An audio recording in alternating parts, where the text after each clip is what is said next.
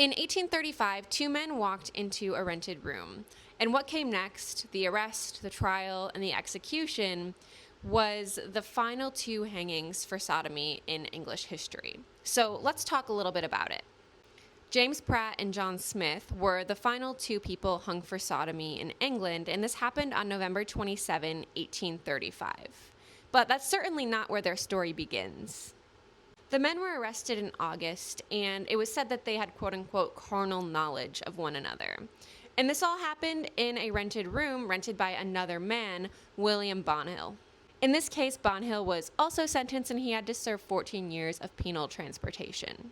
The trial was in September, and the two men were charged under Section 15 of the Offenses Against Persons Act.